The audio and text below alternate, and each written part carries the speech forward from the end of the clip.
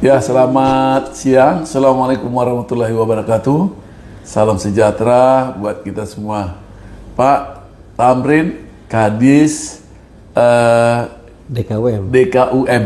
Ya, saya perkenalkan ya Pak Jul ya. Nama saya Binton Nadabdab, mahasiswa. Jadi kapasitas saya di sini nih datang sebagai mahasiswa nih Pak. Saya mahasiswa S2 Hukum dan S3 sekaligus. Dari S3-nya saya masuk dari MM. Jadi karena masih berlangsung M2 S2-nya sedang penyelesaian tesis. Harusnya kalau bukan mengambil 2 kota, 3 kota yang berbeda udah kelar nih urusan. Ya, tapi harus menyesuaikan wakil di sana, wakil Ketua DPRD Provinsi Jogja dan Komisi B-nya saya wawancara. Jadi perkenalkan Pak, saya Binton Nadabdab, anggota DPRD Kota Depok di Komisi A, dan juga itu tadi mahasiswa hukum S2 dan S3. Pak Tamrin, Pak Jul, mungkin sebelum kita wawancara, tanya, mungkin diperkenalkan diri dulu Pak, silakan. Ya, selamat siang, assalamualaikum semua teman-teman semua di pada kesempatan ini saya perkenalkan, saya Muhammad Tamrin, Kepala Dinas Koperasi dan Usaha Mikro Kota Depok. Dan di sebelah saya ini ada Pak Jul, Kabid Pemberdayaan UMKM Kota Depok. Pada kesempatan ini saya terima kasih sekali sudah dikunjung dan diajak untuk melaksanakan dialog ini oleh Pak Binton. Mudah-mudahan ini langkah awal dalam pemberian pencerahan terkait dengan UMKM Pak di Kota Depok, seperti itu. Terima kasih. Pak Jul, mungkin memperkenalkan nama yang lengkap. Terima kasih Pak Binton yang telah memberikan kesempatan kepada kami. Saya Pak Iskandar Zulkarnain, kami jabatan ini Kabid Pemberdayaan Usaha Mikro. Alhamdulillah kami memang untuk membidangi pemberdayaan dari penciptaan sampai nanti proses pengembangan. Ya, terima kasih Pak. Jadi saya mulai menginformasikan bahwa disertasi maupun nanti tesis ini, yang tesisnya saya beri judul Kebijakan Politik Hukum Usaha Kecil Menengah Mikro di Indonesia. Objeknya mengambil kota Depok dan pembandingnya nanti Yogyakarta ditambahi dengan kota Solo. Ya, kenapa menjadi Depok? Karena saya anggota DPRD Depok dan tinggal di Depok. Saya pernah menangani mikro Pak di BRI cabang Depok, itu membawahi 19 unit kerja. Unit yang di Depok ini semua kepala unitnya di bawah saya. Dan di Solo saya juga lama megang mikro juga, karena saya anak pelaku mikro, saya tertarik di mikro, terus berkarirnya. Singkat cerita, itulah yang menyebabkan perhatian saya, mulai dari skripsi, tesis, dan disertasi yang saya akan buat sekarang. Karena kan kalau ngambil doktor, proposal tesisnya kan udah harus dibuat duluan, baru dikerjain. Jadi Pak Kadis, Pak Tamrin, Pak Jul, saya ingin berbincang-bincang sedikit, mohon disampaikan ke kami, ke Indonesia. Saya mungkin mulai dulu membuka awal, agar dapat nanti saling ketersinambungan apa yang kita mau bahas. Saya di Solo Pak, di sana ada namanya Teras Malioboro Pak. Teras Malioboro 1 dan 2. Mereka itu dulu pedagang di kaki lima. Di kaki lima. Dulu karena di kaki lima macet, sumpek dan seterusnya, terganggu orang. Bahkan kalau makan, pernah viral di Jogja, makan gudeg pinggir jalan mahal, jadi viral. Karena nggak ada standar harga di kota itu pada saat itu. Akhirnya pemerintah kota dan termasuk dalam hal ini adalah Sultan membuat kebijakan Difasilitasi. Membangun tempat Pak Malioboro sehingga mereka dipindahin semua. Dari wawancara yang saya lakukan, nggak semudah itu juga, polemik kan pasti ada karena akan jadi berkurang dan seterusnya, pengunjung akan lebih jauh ke sana. Ternyata besar sekali Pak tempat ini dibangun. Selain besar, mereka Pak tidak bayar Pak. Ini udah tahun ketiga. Tidak terbayar di situ berjualan. Tapi ada aturan-aturannya, kalau udah dibuka dagang tapi nggak dagang itu ada sanksinya. Kenapa orang dikasih gratis nggak dagang? Itu satu. Yang kedua, di Manahan. Manahan itu lapangan bola internasional di Kota Solo. Dulu pedagangnya ratusan di situ. 300 bahkan lebih ya. Dulu saya pernah dinas di sana, di BRI Cabang Selamat Riyadi. Saya di sana manajernya, membawahi sangat banyak juga mikronya. Pasar-pasar punya pemerintah juga banyak. Pedagang-pedagang itu waktu zaman saya sudah mulai kita inisiasi untuk ditertibkan, dan saya kemarin datang ke situ sudah dibangun tempat Pak, kios-kios shelter Manahan namanya. Itu tempat gratis, hanya berbayar retribusi 4.500. Kebersihan mungkin Pak ya? Kebersihan. Oh bukan, kalau kebersihan 10.000 per bulan. Oh per bulan? Ya, diambil 2 kali sehari. Nanti di YouTube saya bisa Bapak lihat, karena wawancara itu. Jadi 4.500 kontribusi per hari. Dengan kata lain, kurang lebih plus minus 150.000 per bulan. Karena harian dipungutnya. Pak Jul dengan Pak Tamrin. Itu kan namanya kebijakan politik. Atau politik hukum yang dilakukan lewat apa? Perda maupun perwal. Boleh Pak diceritakan, Pak Tamrin, mungkin gambaran apa yang bisa dijelaskan, kalau gambaran yang tadi saya sampaikan, yang sudah dilakukan di Kota Depok atau yang mau akan dilakukan. Ya, terima kasih Pak Binton. Dalam rangka kita ingin meningkatkan UMKM di Kota Depok ini, memang selain kami memberikan pelatihan ataupun workshop, kami juga melakukan pendampingan nih Pak. Jadi begitu selesai pelatihan, kita tidak lepas begitu saja, tapi mereka kita dampingi selama kurang lebih 6 bulan. Kemudian setelah dilakukan pendampingan, mereka juga kita fasilitasi perizinannya Pak. Jadi perizinan yang dasar itu kan seperti NIB. Ini wajib harus punya NIB.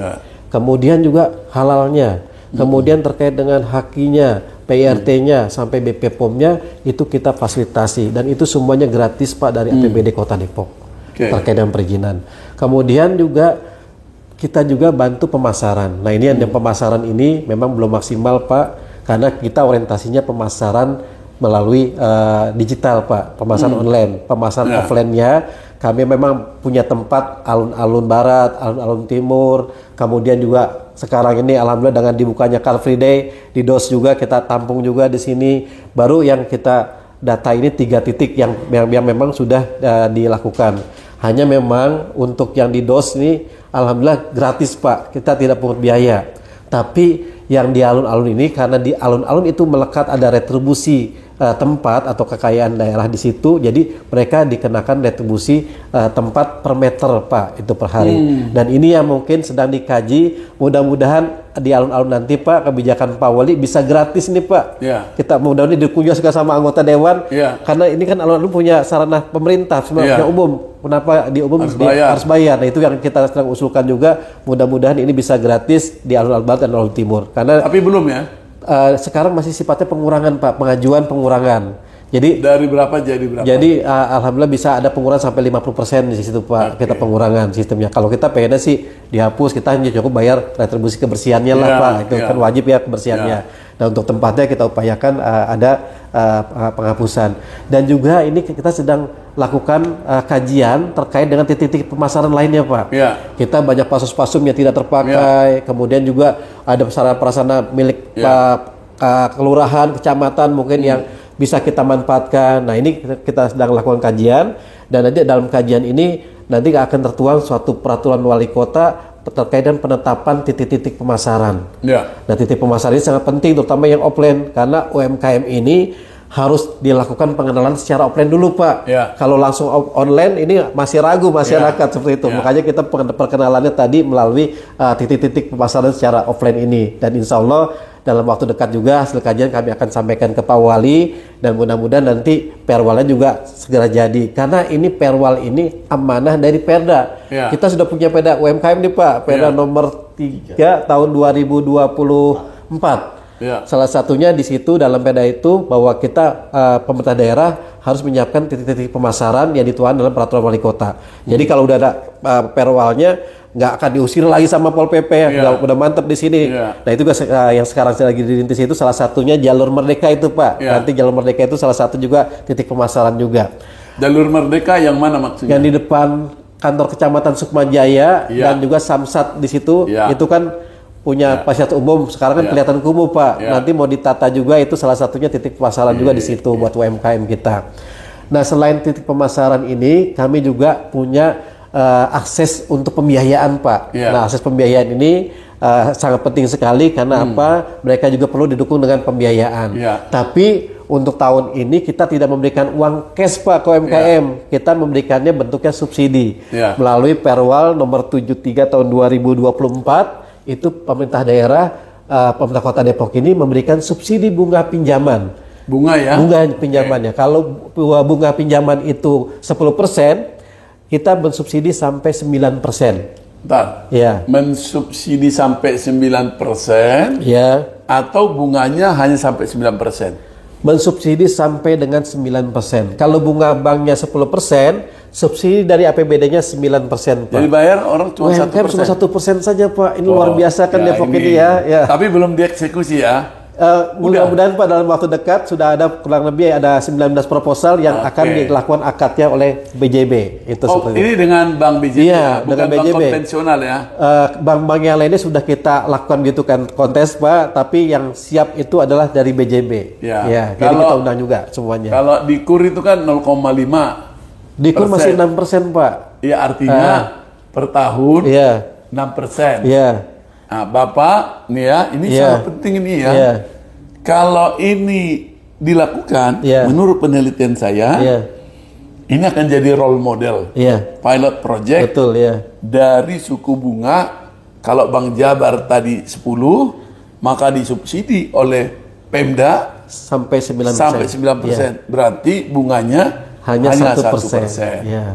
Ya, itu yang mensubsidi pemerintah kota tingkat 2 atau provinsi? Dari APBD Kota Depok. APBD kota. APBD Kota Depok. Dan itu sudah anggaran sudah kita siapkan Pak. Udah siap. Ya, hanya kemarin kendala dari persetujuan dari pusat di Bandung. Jadi anggaran itu kita kurangi Pak di anggaran perubahan kemarin tahun ini.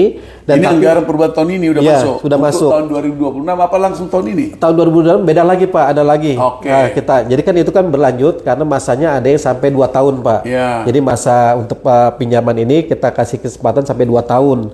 Jadi kalau pinjaman jangka waktunya 2 tahun. Maksimum? Maksimumnya sampai 50 juta. Oh, 50. Iya, 50 juta. Kur Iya. kayak seperti itu. Seperti kayak KUR. Kalau KUR kan itu kredit yang diberikan oleh APBN Pak, Iya. dari pusat lah subsidinya. Iya. Kalau kita Depok punya juga tersendiri. Apa namanya? Namanya kita namakan program itu Sikuat. Sikuat. Iya. SIKUAT. Iya, jadi Sikuat. K-nya itu kredit, U-nya usaha, A-nya aman, T-nya terjangkau. Oh, mantap. Jadi kredit untuk kuat itu kredit usaha aman dan terjangkau. Terjangkaunya karena cukup UMKM-nya bayar 1% saja seperti itu.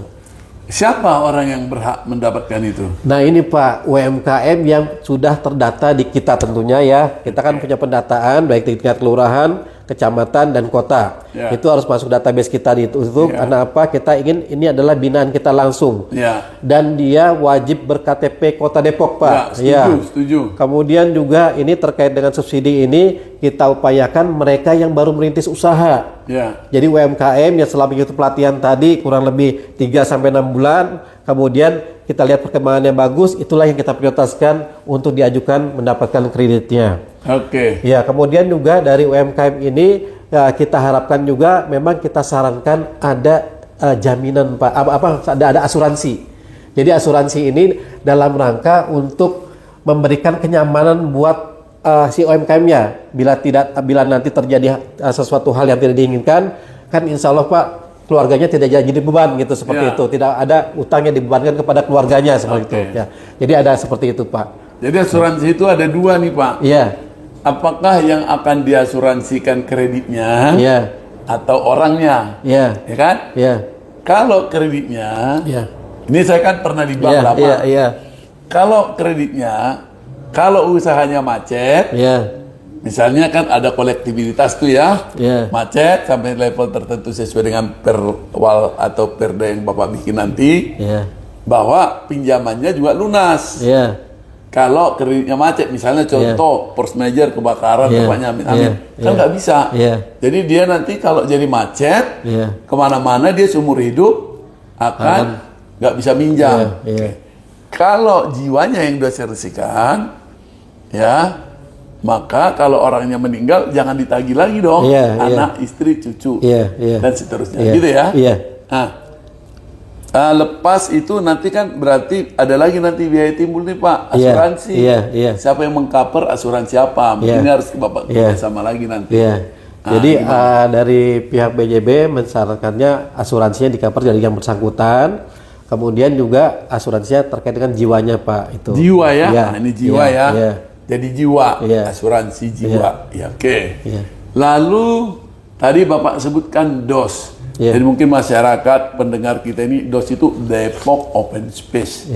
Jadi ada ruang terbuka oleh pemerintah kota, ya ruang kegiatan aktivitas usaha UMKM. Di situ malah udah ada kayak galeri ya Pak.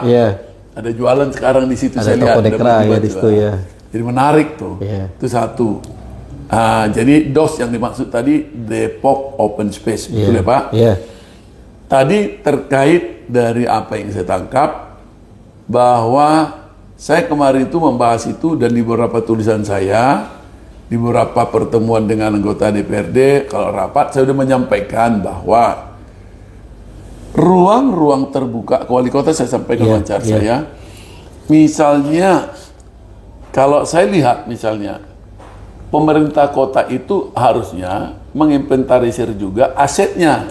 Betul. Aset mana yang mau disiapkan, misalnya di Kelurahan Cinere.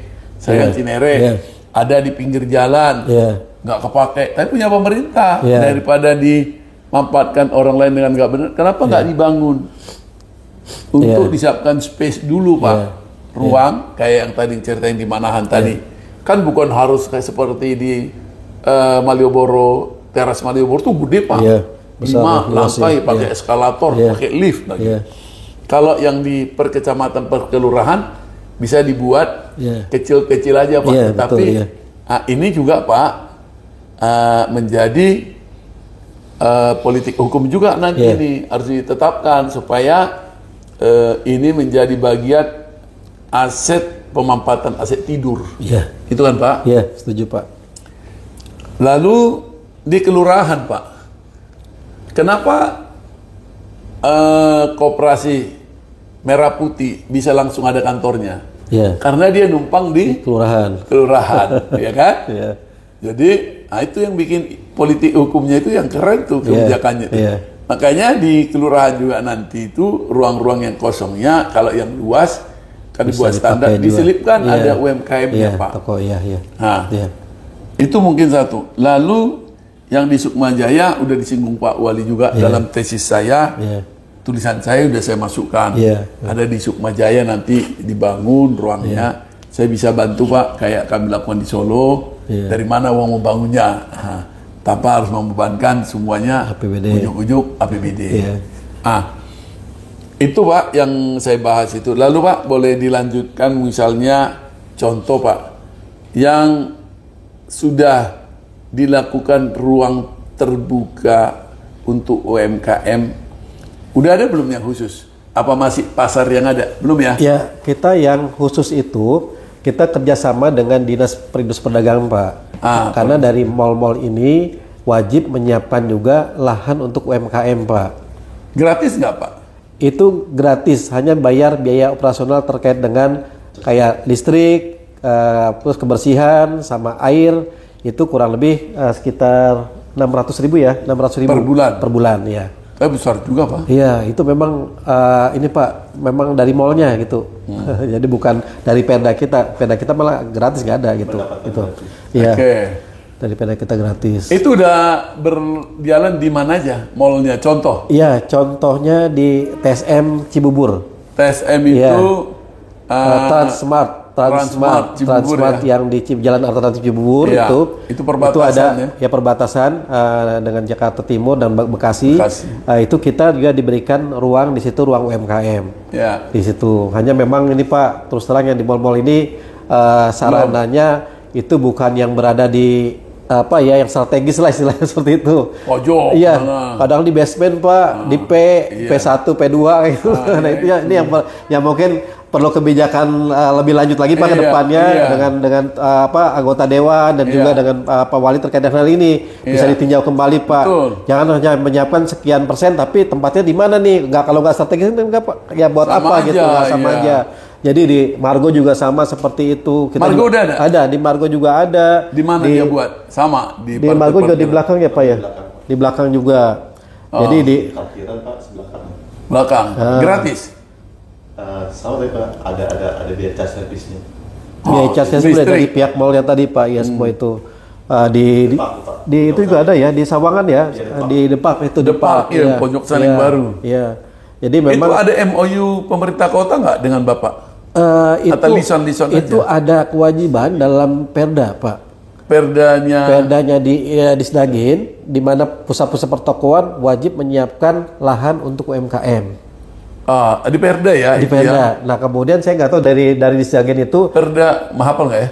Perdanya saya lupa. Perdagangan tuh ya? Ya di perdagangan. Oke. Nah itu nanti terkait dengan MOU-nya, MOU besarannya mungkin ada Pak ya kalau kami dengan pedagangnya, dengan UMKM-nya. Oh. Jadi UMKM yang di situ harus dapat rekomendasi dari kami dulu nih Pak. Baru kita buatkan perjanjian bahwa ya jaga kebersihan segala macam. Kemudian juga siapa yang jual di situ, nama pemiliknya di situ dengan kami. Rekomendasi dari dinas dari DKUM. Oke. Nah, itu kita buatkan juga termasuk masa berjualannya gitu kita tuangkan dalam perjanjian itu gitu. Masa berjualan di situ. Iya. Lalu yang membuat bahwa dia menyiapkan minimal sekian kios itu berarti dengan dinas perizinan. Iya, dengan dinas perdagangan Pak. Termasuk kiosnya juga yang menyiapkan dari dinas perdagangan. Dari perdagangan. Iya, kan yang bangun anggaran siapa? Anggaran APBD dari dinas perdagangan.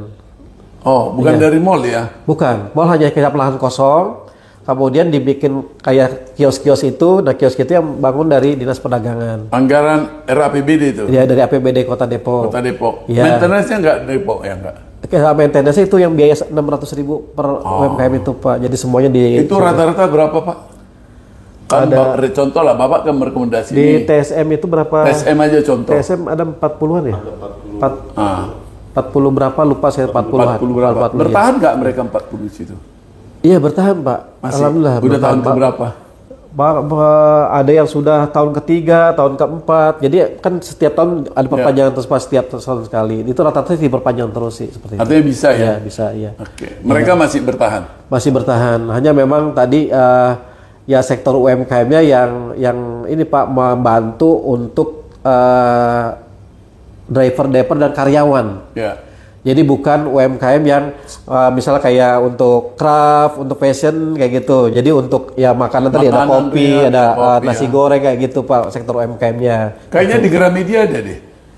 Gramedia enggak belum ya? Apa mereka punya itu ya? Kecil saya lihat ada rokok. Iya. Jadi, itu ya.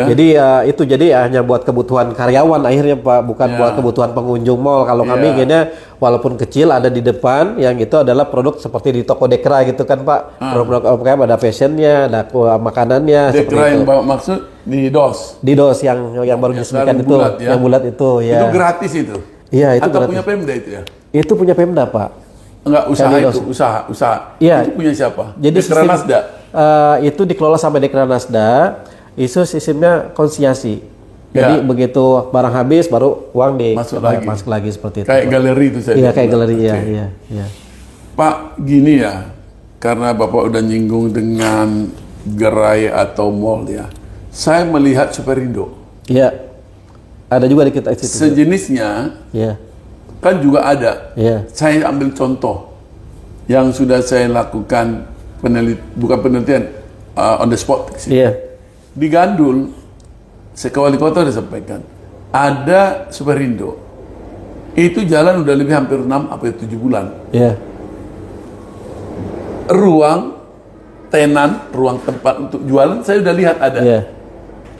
5 apa 6, saya lupa. Tapi sampai hari ini nggak jualan. Kosong. Raknya udah ada tenan. Saya tanya, kenapa nggak jualan di sini? Sayang. Cari ke siapa yang mau jualan. Iya. Iya. Mahal Pak, bayar 300.000. Iya. Kemana bayarnya? Ah, kemana bayarnya? Itu Pak, ke Superindonya. Nah, itu harus diatur tuh dengan perwal tuh. Bahwa Ya. kalau informasi mudah-mudahan ini salah. Iya. Namanya juga on the Ya. spot ya. Tergantung sumbernya siapa yang saya Ya. tanya, orang di situ. UMKM-nya. Dia bilang itu bayarnya ke Pemda. Saya bilang dalam hati saya, jauh banget ini ke Pemda. Nah, harusnya, ini saran ya, kita ini diskusi ya. Iya. Itu Bapak bunyikan juga, bicarakan juga nanti, bila penting nanti ada, saya kan beda Iya. komisi ya, Iya. tapi syaratkan juga seperti orang kalau membangun tempat usaha di Kota Depok ini, bahwa pekerjanya minimal Warga 30% atau sekian dari warga KTP Depok. Iya. Iya. Di UMKM nanti itu harusnya Pak, itu juga Bapak syaratkan gratis. Iya. Untuk apa dia harus bayar? Dia kan sudah punya perusahaan raksasa itu Pak. Superindo atau sejenisnya kan bukan satu. Iya. Dia kan bisa mempergunakan CSR-nya, menggratiskan itu berapa sih Pak? Iya. Kalau Listriknya, 5 300.000, apa sih 1.500.000 buat mereka gitu loh. Iya. Ini saran ya. Iya. Inilah bagian diskusi tesis saya ini dengan Iya. Bapak.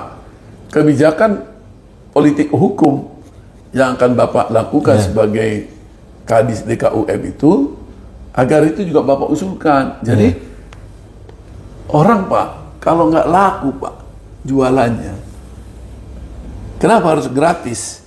Orang bolak-balik aja tiap hari kan bayar Pak.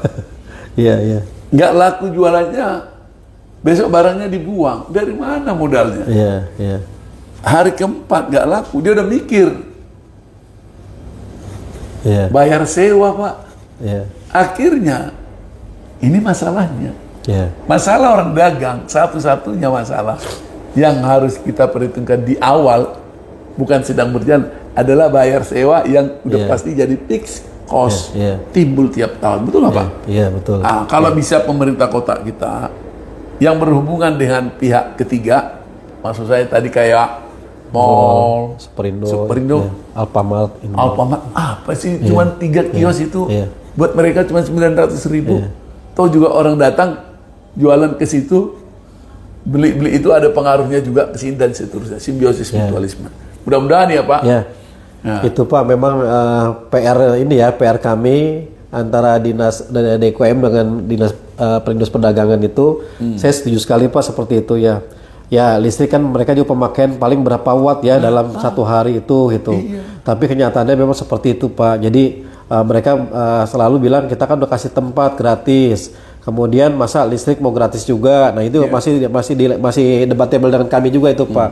Yang akhirnya kami juga ya menekankan kepada UMKM ya, kalau memang mau bayar listriknya bayar, airnya bayar ya silakan kalau memang Anda setuju. Jadi kita juga nggak memaksakan Pak ya seperti itu. Dan rata-rata sih karena itu kebutuhan pribadi dari UMKM-nya untuk listrik dan air, ya mereka kadang-kadang ada yang terima juga Pak seperti itu. Tapi kalau kami sih memang setuju banget kalau itu di-free-kan semuanya. Karena tempat juga kan udah kita siapkan juga kios-kiosnya dari dinas, kemudian juga kiosnya itu dari dinas? Dari dinas Pak. Yang bikin yang spot-spot? Iya. Kan dinas. Makanya saya bilang, yang informasi yang kami dapat ini harus dibenarkan di masyarakat. Mudah-mudahan salah saya. Katanya harus bayar ke Pemda DKUM. Loh, aduh, saya kemarin tuh miris saya. Untung saya ketemu Bapak, makanya masih tanya langsung. Iya. Urusan teteh remeh kayak gini secuil masa sampai ke Kalau Pemda. kita Pak Pemda, kalau pungutan itu harus ada buktinya. Ya. Buktinya apa nih? Harus ada bukti. Kalau dia itu retribusi, berarti harus ada bukti slip retribusinya. Kalau pajak, berarti harus ada ketetapan pajaknya. Ya. Nah ini kan kalau yang bersangkutan bilang ada pungutan dari Pemda, buktinya apa? Kalau buktinya itu misalnya, oh tanda tangan, apalagi ada stempel atau ada yang nerima itu siapa, itu kan bisa kita lihat. Oh ternyata yang terimanya perorangan. Ini perorangan siapa? Apakah dari kami? Apakah dari dari Alpa atau dari Superindonya tadi? Iya. Kan bisa ditelusuri seperti itu, Pak. Kalau kami yang namanya pendapatan daerah itu mekanisme seperti itu, Pak. Iya. Harus sudah resmi. Kalau Iya. itu berarti kwitansi biasa dan mungkin yang terimanya bukan kami dan dari pihak itu, ya itu kan masyarakat juga harus paham nih. Termasuk UMKM harus paham. Ada Iya. bukti pembayarannya kan pasti harus ada itu seperti itu. Itu. Saya akan menjelaskan ini buat Indonesia ya. Entah menteri, entah siapa yang akan nonton kepala daerah. Yang pasti kepala daerah dari partai kami akan nonton ini. Karena selalu saya share. Iya. Saya mau meluruskan seperti dalam pikiran saya kemarin. Ternyata yang membiayai membangun itu, kios itu, Kios-kiosnya dari APBD. dari APBD. Iya. Karena ini udah terlanjur APBD yang turun, Pak. Katakanlah ada nggak 500 sekota Depok yang udah dibikin? Lebih ya. Katakanlah, ya kita nggak memastikan. Iya, bilang kurang berapa. lebih ada Pak. 500. Katakan mau 1000 Iya, misalnya, iya. 1000 lah 1000 katakan. kios yang dibangun oleh Dinas Perdagangan. Pemda loh. Iya. Artinya uang negara. Iya, iya. Pertanyaan saya, masyarakat sudah terbantu. Iya. Hanya, ini mohon maaf nih Pak Jul nih mungkin Bapak harus entah bidang kabit siapa nih. Ini juga karena itu udah aset, Iya. Bapak juga harus tempatkan staf juga yang keliling Iya, untuk memberikan report setiap hari. Iya.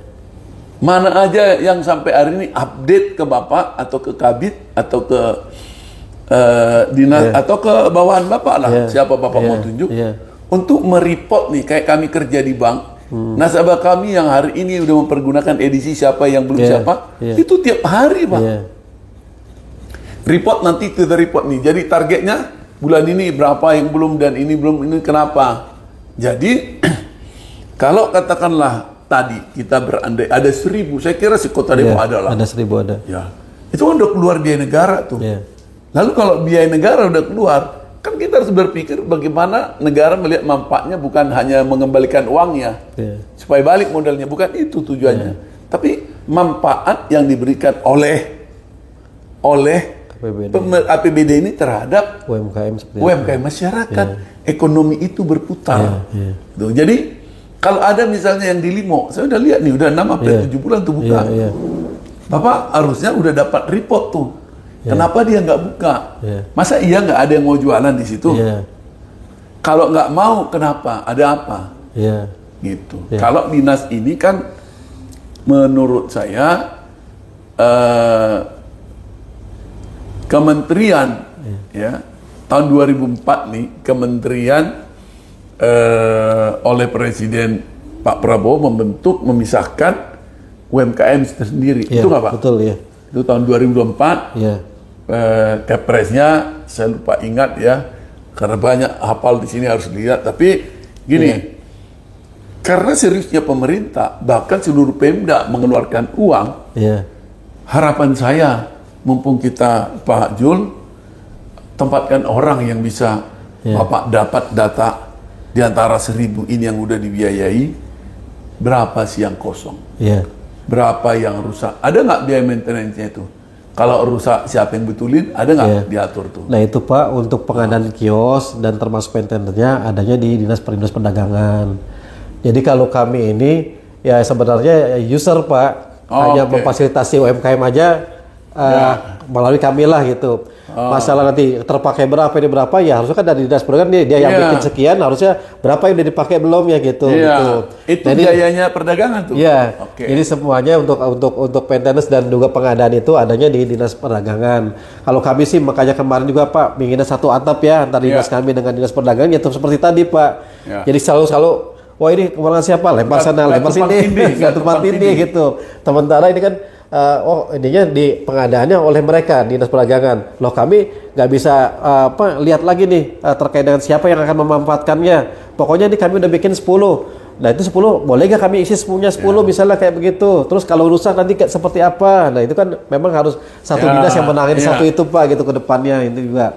Saya Jadi jelas, termasuk pengawasannya juga pengennya sih kami bisa bantu pengawasan juga gitu. saya jelaskan ini ya karena ini menarik. Jadi gini nih maksudnya nih. Yang mengeluarkan anggaran dananya untuk membangun tenan-tenan tadi, ya apa kios lah bahasanya, lapak itu, tapi itu bagus loh. Itu dinas perdagangan dan perindustrian. Tetapi usernya siapa yang mau jualan di situ nanti diminta dinas DKUM yang memasukkan orang ke situ. Betul, Ini yang make ini orang. Lalu kalau rusak, harusnya menurut saya yang anggarannya itu DKUM dong yang punya anggarannya Pak, karena dia yang make, dia memperbaiki.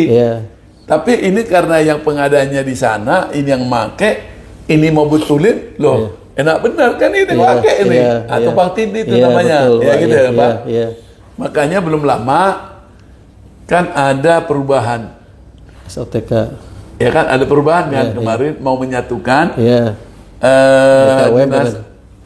DKUM dengan perdagangan perindustrian supaya satu disatukan, maksudnya seperti di Kota Bogor Pak. Ya, jadi dinasnya jadi satu.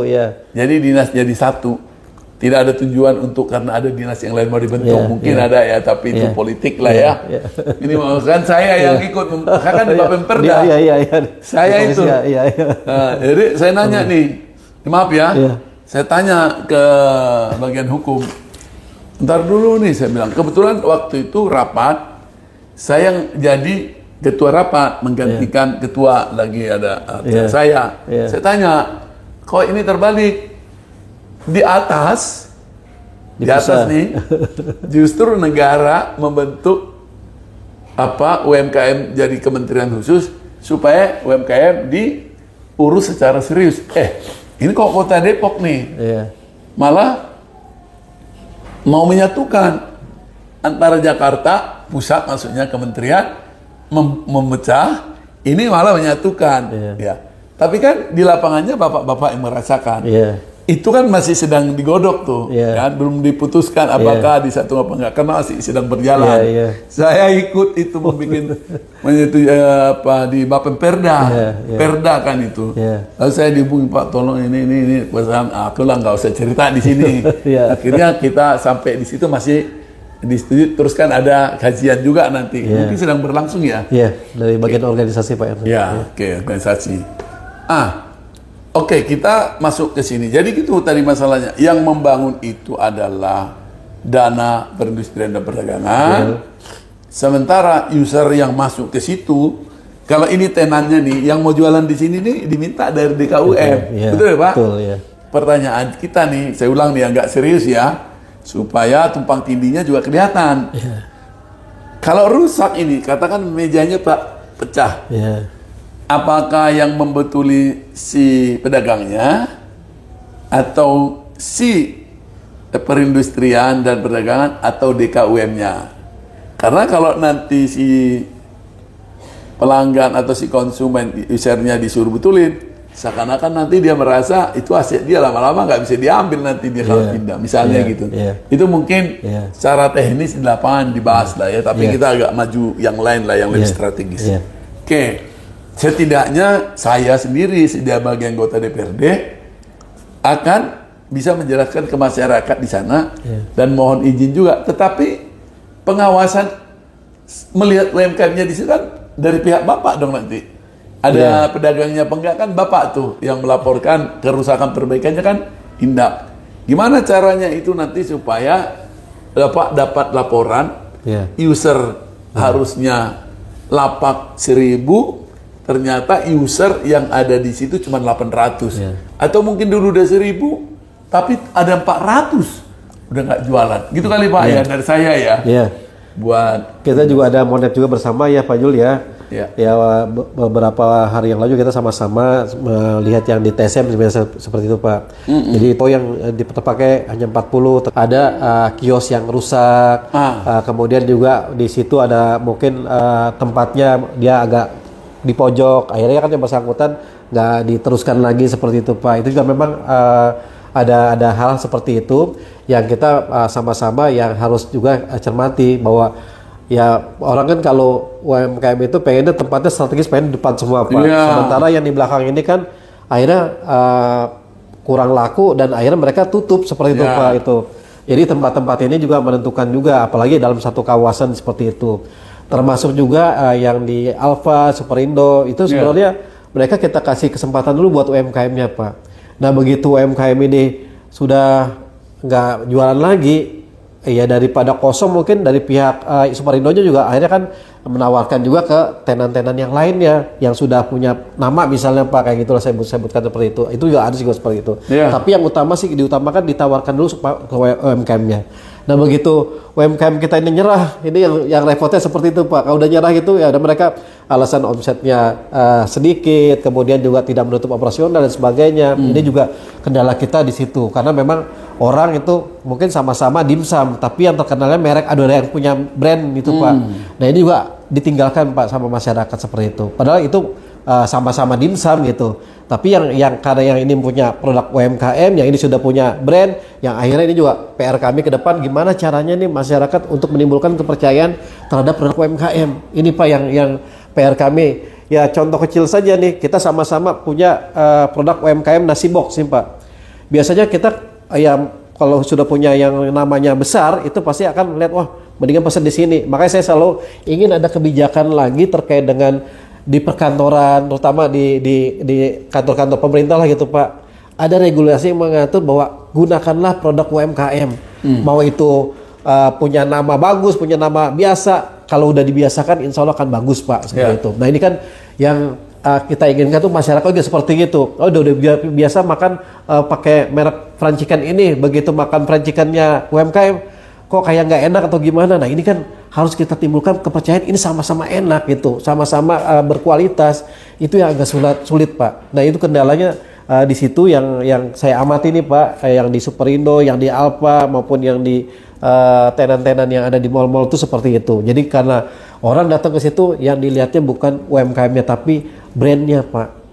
Cuma saya di situ. Tapi itulah gunanya ada pendampingan. Nah itu Pak, makanya kita tagline kita naik kelasnya itu melalui pendampingan tadi. Kemudian juga kita buatkan melalui media-media sosial biar mereka juga digital marketingnya biar bagus juga seperti itu. Itu yang kita PR kita itu. Ya mohon maaf kadang-kadang UMKM kita kan apalagi ibu-ibu yang usia di atas 50 tahun ke atas udah gaptek, udah segala macam, itu kan PR yang luar biasa gitu ya, yang harus kita angkat mereka lah gitu. Makanya melalui melalui UMKM Center, melalui Dekranasda, jadi ya pemasarannya ini melalui kami Pak. Kalau mereka hanya cukup memproduksi sajalah gitu, biar kami yang bantu melalui UMKM Centernya nanti Depok nih. Kita alhamdulillah udah dikasih tempat sama ITC, itu ada space untuk UMKM Center Pak. Dan di anggaran perubahan ini sedang kami lakukan untuk rehab ruangannya karena sudah banyak berjamur, catnya juga udah nggak menarik lah gitu Pak. Kita mau tata ulang lagi di situ. Nanti itu termasuk yang kue subuh Pak, jam 5 pagi karena aksesnya juga itu di luar ya, ada pintu keluar lah gitu, nggak mengganggu mall dalamnya gitu Pak. Jadi posisinya bagus dan itu yang coba nanti akan kita gerakan di sana Pak. Jadi melalui UMKM Center ini, jadi mereka terbantulah terkait dengan misalnya penjualan melalui langsung live TikTok misalnya gitu Pak. Ini juga kan mereka gaptek di situ, kita bantu nanti nih bisa kita manfaatkan anak-anak yang magang nih Pak untuk membantu di situ di UMKM Center kita. Dan UMKM Center ya. Ada persisnya di mana? Di ITC Depok, lantai dasar itu Pak. Baru itu yang mau akan? Itu sudah lama sudah ada Pak. Ada yang lain Pak, ini ya? Iya silakan Pak. Ada yang lain enggak? Kita juga ada yang terkait dengan kerjasama ini lagi dirintis juga melalui e-katalog, melalui katalog Pak. Jadi kita sudah membuat katalog produk. Katalog ya? Iya, jadi katalog produk ini nanti akan kita titipkan di hotel-hotel, di kantor-kantor. Jadi kalau nanti ada yang tamu mau beli produk oleh-oleh Depok, cukup dengan dia scan katalog itu langsung terhubung dengan UMKM-nya. Oh, terhubung ya? Langsung terhubung ya. Nah, dia pesan langsung connect ke situ ya? Connect ke situ. Nah, ini juga itu kerjasama dengan PNJ Pak. Dananya dana dari PNJ, kami hanya mengumpulkan. PNJ apa? Politeknik Negeri Jakarta. Masyarakat biar tahu ya, jadi Politeknik jadi Negeri alhamdulillah kita juga sudah terbantu dengan beberapa perguruan tinggi. Sawah ya? Iya, yang ini Depok di UI Pak, di UI. Iya, sebelah sananya. Masih dalam kawasan UI, kawasan UI, dalam kawasan UI. Jadi kita ada beberapa perguruan tinggi juga bantu UMKM kita untuk ininya pemasarannya seperti itu Pak. Ya mungkin termasuk di Koperasi Merah Putih nanti Pak. Kita pengen kalau nanti di Koperasi Merah Putih ada gerai-gerai tokonya, itu produk UMKM juga kita akan sandingkan di situ di sana ya. Pak, tadi Bapak nyinggung tentang UMKM naik kelas. Iya, betul Pak. Menurut Bapak UMKM naik kelas seperti apa, dan yang sudah naik kelas di mana aja? Apa yang Bapak maksud di Depok ini naik kelas? Jadi UMKM naik kelas ini Pak, orang orientasinya kan selalu omsetnya atau tinggi aja begitu. Karena naik kelasnya itu bukan hanya dilihat dari omsetnya, yang terutama terkait dengan mindsetnya Pak. Jadi mindset ini yang kita benahi kepada mindset si pedagang. Jadi dia tuh saat ini masih berjiwa sebagai penjual. Harusnya kan kita didik mereka sebagai pengusaha. Nah itu yang merubah mindset itu masih di awal-awal entrepreneurship yang penting sekali untuk membuka pola pikir mereka itu seperti itu. Nah begitu mereka ternyata ya kalau yang namanya pengusaha kan ya namanya dari mulai perencanaan sampai ke pemasarannya itu udah benar-benar pakai perhitungan lah gitu. Bukan mau dapat modal berapa, yang penting jualan aja kayak begitu. Nah itu selama ini masih seperti itu Pak. Nah ini kita mau rubah pola itu melalui pelatihan kewirausahaan ini, merubah mindset mereka. Kita lakukan menjadi entrepreneur yang ada di Kota Depok, dan itu kita fasilitasi juga terkait dengan lanjutannya. Lanjutannya ini setelah mereka dilakukan mindset entrepreneurnya, mereka juga kita harus beradaptasi dengan digitalisasi marketing. Digital marketing ini sangat penting sekali karena di era sekarang ini masyarakat selalu berharap mudah, cepat, dan tidak perlu keluar rumah kalau bisa seperti itu, Pak. Seperti itu. Kemudian juga selain digital marketingnya, kita bantu juga terkait fasilitas perizinannya. Jadi perizinan ini yang selama ini dikeluhkan, bikin NIB sulit, bikin halal, apalagi biaya tinggi, itu semuanya kita hapus dan semuanya kita fasilitasi Pak. Di dalam pelatihan ini nantinya peserta ini sudah langsung otomatis kita dampingi untuk memperoleh NIB. Kemudian halalnya begitu selesai pelatihan juga kita langsung fasilitasi untuk halalnya. Jadi halal ini sangat penting sekali, di mana si UMKM ini harus menyadari bahwa kalau saya punya produknya ini, ya produk ini dulu yang harus kita sertifikat halalnya. Jangan angan-angan pengen punya produk 10 tapi pengen 10-nya di sertifikat halal, tapi ini belum ada produknya Pak, masih angan-angan terus kayak gitu. Perencanaan. Kalau saya inginnya dia pada saat mereka ikut pelatihan, Pak saya baru punya 2 produk, udah 2 produk ini aja lah yang kita dahulukan untuk mendapatkan sertifikat halal. Itu Pak salah satu yang bikin lama mereka nggak keluar sertifikat halalnya. Karena 10 begitu tim pengujinya datang, yang disodorkan hanya 2 produk, yang 8-nya mana? Ini Pak masih kita belum ada produk, kan nggak bisa akhirnya diproses seperti itu. Nah kalau saya sarankan untuk yang tahun sekarang ini, kalau hanya punya 1 sekalipun, itu yang kita keluarkan sertifikatnya terlebih dahulu. Nanti yang lainnya akan menyusul. Itu yang ngurus dari Bapak juga? Dari kita Pak, kita fasilitasi dari APBD. Enggak orang datang ke sini, misalnya si A. Ya udah, si A, kamu ke MUI dulu. Kamu ke di sini 1 pintu. Cukup melampirkan fotokopi KTP-nya, kemudian dengan menyertakan NIB. Kan NIB. NIB. KTP-nya KTP Depok, NIB-nya usahanya kelihatan di Depok. Kemudian nanti data ini kita daftarkan ke BPJPH, Pak. Jadi sekarang BPJPH itu apa? Badan Penjaminan Sertifikat Halal. Jadi itu yang dibentuk oleh pemerintah, dulu kan MUI Pak. Nah sekarang badan tersendiri. Nah badan tersendiri ini juga terpisah dari Kemenak, jadi terpisah sendiri. Badan, jadi satu badan di situ sekarang. Berarti Pak. Kementerian kayak badan setara dengan kementerian. Kepala badan lah ya. Kepala badan. Nah jadi sekarang itu kalau sudah ada produk jelas, UMKM jelas, baru kita daftarkan Pak. Kalau dulu kan belum jelas, udah ada nih dari yang mengaku-ngaku bisa bikin sertifikat halal. Kalau sekarang nggak Pak, ada kejelasan dulu, dan itu kami sudah ketemu dengan deputi di sana. Jadi kami daftarkan produknya, baru kami dikasih kuota. Jadi kuota ini baru nanti kita serahkan ke lembaganya. Ya. Lembaganya siapa nih yang ditunjuk yang akan melakukan proses sertifikasi halal ini? Karena ada beberapa lembaga juga yang sudah punya sertifikat ini yang dikeluarkan oleh BPJPH. Jadi nggak sembarangan juga Pak. Kalau dulu kan mengaku, kalau sekarang nggak, udah lembaganya udah jelas. Salah satu lembaga di Depok ini bisa kerjasama dengan lembaga penjamin halal punya UI punya Pak. Kemudian juga beberapa dia itu punya lembaga-lembaga penjamin halal tadi. Oh, Iya, bisa swasta ya? juga bisa. Nah ini dan lembaganya harus rekomendasi dari BPJPH. Jadi kita nggak sembarangan. Nah itu, jadi nanti yang melakukan survei ke lapangan lembaga itu, begitu kami sudah dikasih kuota, misalnya 200, UMKM-nya 200, nanti 200 ini akan didatangi oleh lembaga yang sudah kerjasama dengan kami dan BPJPH. Jadi Indonesia ya, ini mungkin kalau soal ini saya juga baru tahu nih. Iya. Baru ya. Selama ini mungkin orang tanya MUI. Ya.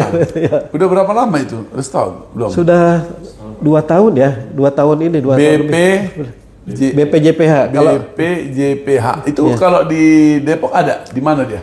Hanya baru Kantornya? satu Pak. Jadi baru satu kantor pusatnya di Jakarta, di dekat Asrama Haji Pondok Gede. Oke. Iya. Jadi gini maksudnya ya, pelaku UMKM, Bapak pelaku UMKM, Bapak Ibu datang ke dinas DKUM. Iya. Bapak konsultasi di sini. Nanti ini yang bicara ini kepala dinas.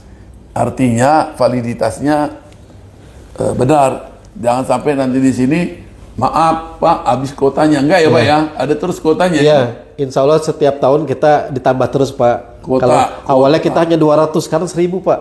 Dari APBD loh Pak. Per tahun ya. Jadi itu biaya jadi yang bayar ke BPJPH itu APBD Kota Depok. APBD Kota Depok. Jadi masyarakat nggak bayar nih. Iya. Itu sebenarnya berbayar ya Pak? Berbayar. PNBP. Pendapatan negara bukan pajak. Iya. Oh ya, tapi Depok loh yang bayar ya. Ini juga payroll tuh ya? Itu di APBD aja Pak. Di APBD aja kita masukkan di Tapi APBD. belum diperdakan atau perwalkan atau apa? Kalau di standar harga perwalnya ada. Jadi satu UMKM sekian itu ada nilainya, ada di perwal itu ada. Ada ya? Ya, ada. Jadi setidaknya ini udah jadi catatan. Saya nggak tahu di kota lain ya. Tentunya kita yang mulai melihat dari sisi itu. Kan tadi naik kelas. Ya. Jadi ada mindset dan yang lain seterusnya. Kalau yang naik kelas yang secara fisik, ini bicara fisik. Iya. Contoh, Iya. pedagang kaki lima dipindahkan. Iya. Tadi kaki lima disiapkan tempat tuh, belum ada ya di kota Depok. Ada Pak, di Depok itu yang awalnya pakai tenda-tenda. Pakai tenda-tenda. Sekarang di perumahan Sela itu juga disiapkan rooftop. Di mana itu? Di perumahan Sela Sawangan. Sela Sawangan jadi rooftop. Jadi mobil-mobil Pak, pakai mobilnya itu mobil yang seperti terbuka itu, tapi didesain untuk tempat UMKM. Oh ya? Iya. Berapa banyak? Itu ada kurang lebih 6 atau berapa ya? 6 biji. 6 ya Pak ya. Saya juga baru 6 mobil. 6 mobil itu. 6. Oh dikit dong. Iya. Dari mana dipindahin ke mana? Itu Tadinya sudah mereka di mana? itu disiapkan sama perumahan Pak. Oh ini perumahan. Iya. Belum pemerintah ya? Belum pemerintah. Artinya yang saya maksud, Iya. politik hukumnya, kebijakan politik hukumnya pemerintah kota belum ada ya? Iya. Contoh kan tadi saya kasih tahu Manahan. Iya. Dipindahkan dari kaki lima yang aur-auran, tenda-tenda, gerobak-gerobak, menjadi shelter besar dulu. Belum ya? Nah kita belum Pak. Jadi yang Indak itu baru nitip-nitip di mall dan di Alfa dan Indomaret seperti itu. Jadi ini itu yang saya bandingkan kemarin perdanya Kota Jogja dengan perda kita nomor 3 ya. Nomor 3. Nomor 3. Nomor 3. Jadi itu masih. Lalu ke depan, saya ke wali kota juga udah sampaikan mudah-mudahan itu ada ya Pak. Misalnya contoh, kalau kita bicara alun-alunnya Kota Depok, itu di mana alun-alun yang kemarin rame sampai sore udah ditutup, padahal itu kan untuk publik. Jelas. Jadi alun-alun kita ada 2 Pak, alun-alun barat dan alun timur. Alun-alun timur ini berada di perumahan GDC. perumahan GDC, GDC ya. ya. Itu memang saat ini dibatasi jam operasionalnya Sampai hari ini. Yang ini. ada balai gede itu ya. Iya, ada. Itu jam 6 kayak nggak salah. Iya. Tapi mau ada ini ya, ada kebijakan mau dibuka sampai malam lah gitu. Pak Wakil kan udah bilang nanti bisa sama ini Pak, sama pihak alun-alunnya kan ada UPT-nya Pak ya, UPT-nya yang menangani itu, mungkin nanti ada peninjauan jam operasionalnya juga. Kemudian untuk sentra UMKM-nya memang belum dibuatkan Pak di sana itu, di alun-alun timur. Tapi kalau alun-alun timur itu tadi alun-alun yang di GDC, yang alun timur, ya minimal kan ada semacam pujasera atau ada kios-kios yang disiapkan seperti itu Pak. Itu memang di sana belum ada, jadi dagangnya masih pakai tenda-tenda Pak. Jadi pakai tenda-tenda. Nah itu juga mungkin PR ke depan, pemerintah Kota Depok bisa membangun sarana sentra UMKM di alun-alun timur. Ya. Kalau di alun-alun barat sudah ada Pak. Alun-alun barat itu yang di perumahan Sela juga di situ Tujuh Muara. Sawangan itu. Di perbatasan Sawangan Bojongosari. Oke. Nah di situ sudah ada kurang lebih 12 tenan yang dibangun oleh pemerintah Kota Depok. Itu. Ini tenan itu permanen ya? Permanen. 6 kios. 12. Ukurannya mungkin sekitar kurang lebih lah. Kurang lebih 3x3 lah gitu Pak ya, 3x3 satu. Disiapkan nggak tempat kursi orang makan?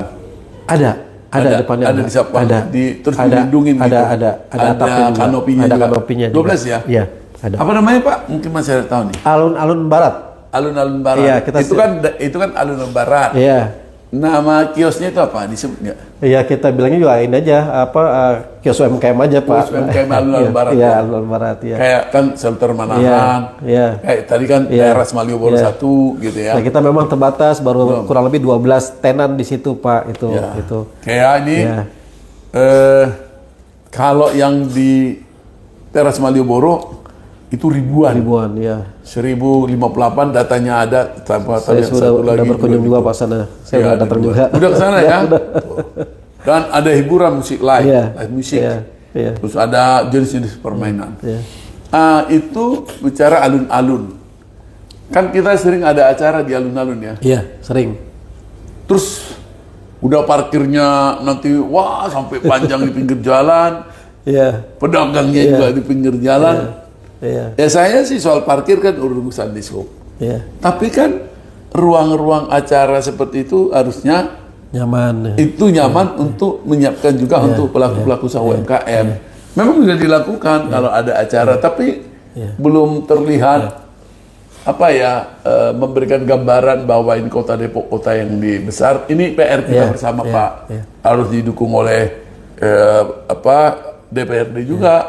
Supaya ini kan terkait dengan anggaran dan perencanaan. Ini jelas kita udah tahu bersama ini masih PR kita jangka pendek atau jangka menengah dan panjang dan seterusnya. Harapan saya ada di Kota Depok seperti itu. Yang lain yang mau saya tanyakan Pak, ini kan bicara UMKM. Tadi disinggung di dalam pembicaraan kita.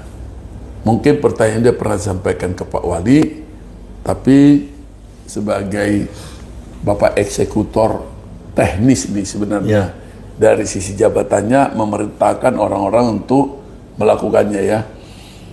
Yang mau saya sampaikan gini Pak, UMKM di Depok, UMKM kita ini belum memberikan gambaran kepada masyarakat luas kata Depok identik dengan ikonik makanan tertentu. Contoh, saya ulas. Dodol Depok sering kita dengar. Ya Pak? Betul. Blimbing Depok sering kita dengar. Tapi apa yang kita bayangkan kalau orang datang ke Solo atau datang ke Jogja lah kan perbandingannya kan nanti Jogja. Kalau orang kuliah ke Universitas Gadjah Mada, pulangnya yang ngantor kan dari seluruh Indonesia tuh. Anak yang lulus di Gadjah Mada, contoh. Pulangnya apa yang dibawa kira-kira? Bapia. Itu ya. Itu kan udah kan saya nggak ngasih contoh. Nah ini. Lalu apa lagi kira-kira? Selain bapia, Apalagi tuh? Gudeg. Gudeg. Ada lagi tuh? Yang lain. Makanan Jogja. Bakpia sama yang kue-kue yang kecil itu apa gitu? Ada unsur kelapa-kelapanya itu. Wingko, iya kan? Iya. Betul nggak Pak Jul? Iya. Kalau Pak Jul ke Solo juga gitu. Ada Surabi Solo. Serabi Solo Iya. gitu ya. Iya. Kalau Bapak ke Medan aneh lagi. Iya. Kalau ngantar anak kuliah ke USU, Iya. pulang ke sini bawanya apa? Bika Ambon. Padahal Ambonnya di mana, Bikanya di mana? Ya, kan? Dari Medan nih. Iya. Tapi kan nggak mungkin ini salah. Bika Ambon, udah bayangan Medan. Bahkan yang baru-baru ini kan ada Iya. Duren, Iya. Duren Medan, Ucok. Ya kan, gitu kan, Ren. Iya. Kalau bawa ke Padang, contoh, Iya. itu kan ada apa di situ? Keripik Sinjai. Sinjai, Iya. sambal balado, Sambal balado, rendang. dan seterusnya Iya. itu contoh.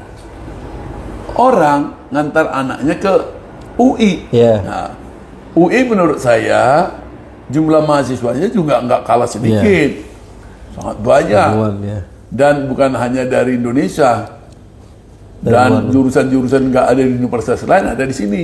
Iya. Yang kedua, sekolah studi banding dari luar negeri pasti juga ke UI. iya. Yang saat ini keberadaannya ada di Kota Depok. Betul, ya.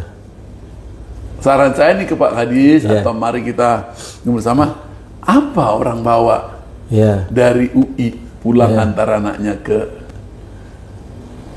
katakanlah ke Medan, sebaliknya yang udah bawa Bika. Iya. Kalau dia datang dari sana, saya tadi malam ada ini saya ponakan bawa selain Bika Ambon apa yang itu kue yang bolu meranti. Meranti. Ah, ah. Iya. Orang dari sini sebaliknya Pak, Iya.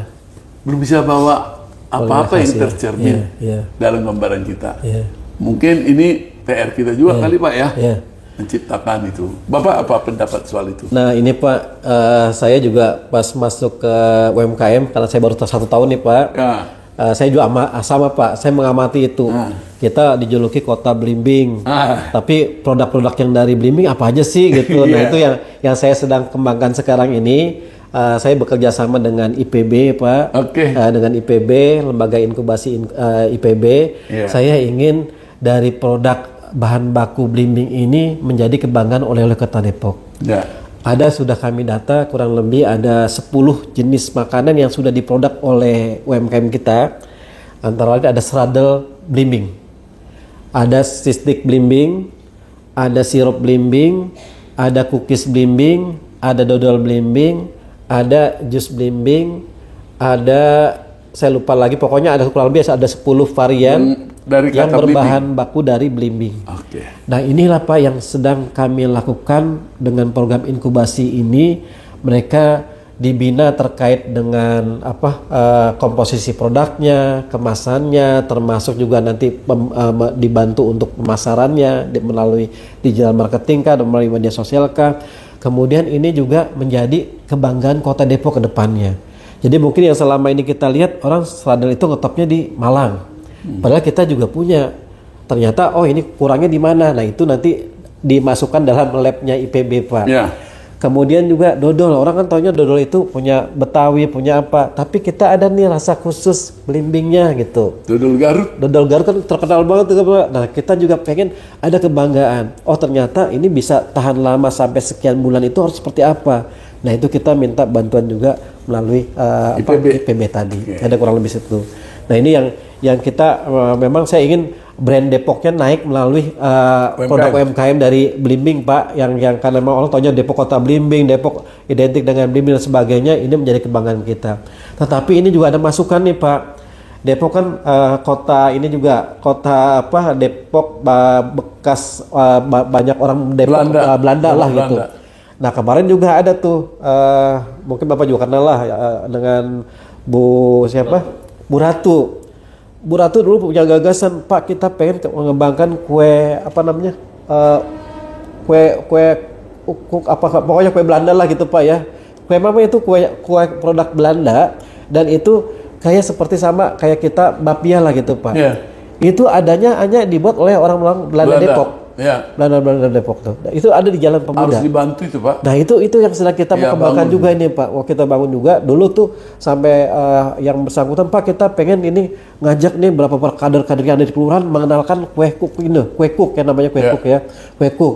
Karena ini ciri khas dari ciri khas Depoknya ada di situ gitu Pak. Nah itu di kota lain nggak ada gitu mungkin kan. nanti kita bisa ada kuknya varian belimbing gitu Pak, bisa modifikasi seperti itu gitu kan. Nah ini menarik sekali. Jadi ada kekhasan tadi yang kue-kue yang dari bahan belimbing sama kue kuk ini Pak. Kue saya nama jelasnya lupa ya, pokoknya pakai nama Belanda lah gitu Pak kue ini. Saya juga Bu sampai sekarang masih produksi, masih Pak, kita hanya nunggu PO saja gitu.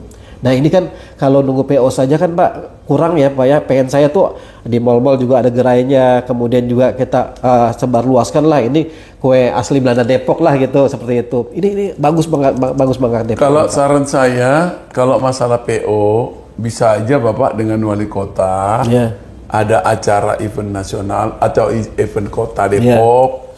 Udah aja itu dibeli pakai anggaran dibagi-bagi, jadi makanan di atas souvenir meja. Ya Pak ya, souvenir ya. Jadi makan nih di meja-meja tamu atau gratisin aja dibagi nih. Tapi supaya PO-nya timbul dulu.